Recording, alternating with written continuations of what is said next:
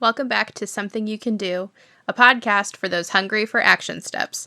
I'm your host, KJ Kozak. Let's get into it.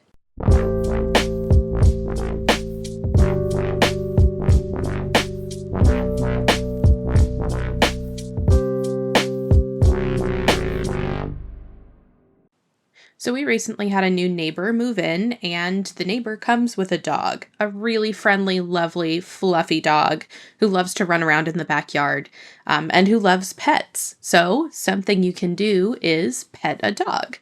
Why is this something you might do? It feels a little bit obvious, but this podcast, we're going to break things down a little bit. It's polite, right? It can be something that is expected as part of a social scenario when you find a friendly dog. And it's also a way to make a new friend, both the dog and their owner. Petting dogs can also offer comfort and support, both to us and the dog, but to us in particular. You've probably seen some of the articles that get sensationalized sometimes, but it's true and based in science.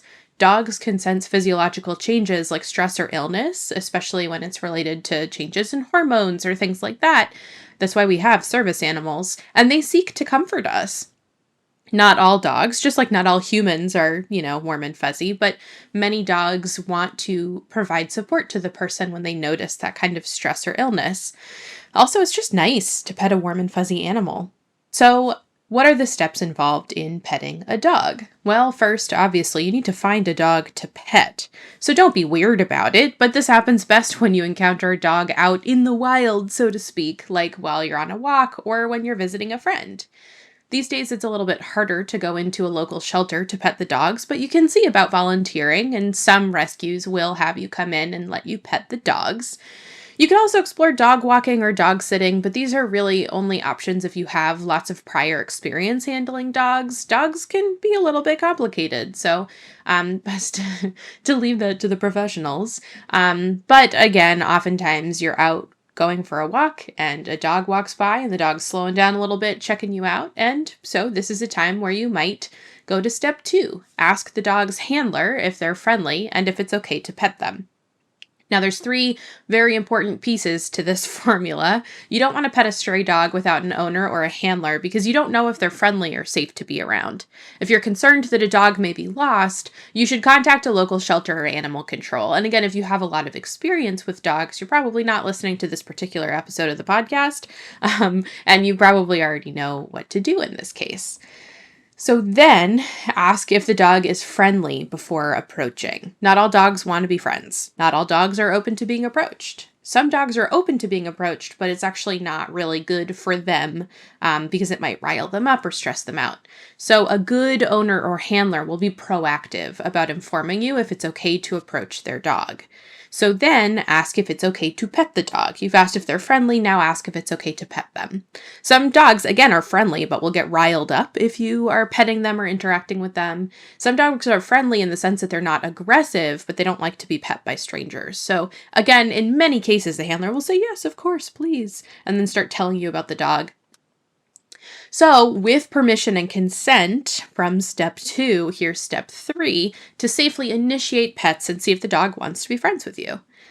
Slowly extend one hand, palm side down with your fingers extended, toward the dog's snout without getting, stay maybe 6 inches away. The dog will give you a good sniff to decide how they feel about you. And you might slowly crouch down to be on the dog's level, but dogs find eye contact or quick approaches to be aggressive, so you just want to be slow and easy, and this can take some practice to be a little bit more natural.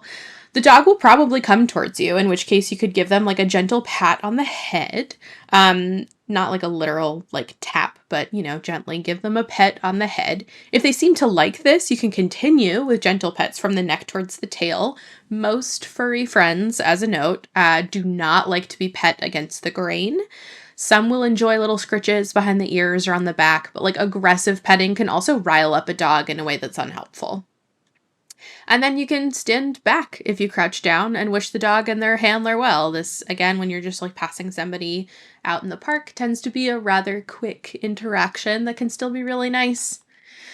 A few other notes about petting dogs. Some dogs will get excitable and start jumping. You can hold a hand out at your waist height and say down, or slowly back away. And again, the dog handler should help control the dog so they aren't pouncing all over you. And you can just say something like, oh, you know what, this is a little too much for me. And then again, the person handling the dog should get them under control and get them out of your personal space. Some dogs will run right up to you to shower you with affection. And if you don't like this, just give a firm no to the dog and tell the dog handler again that you prefer some space.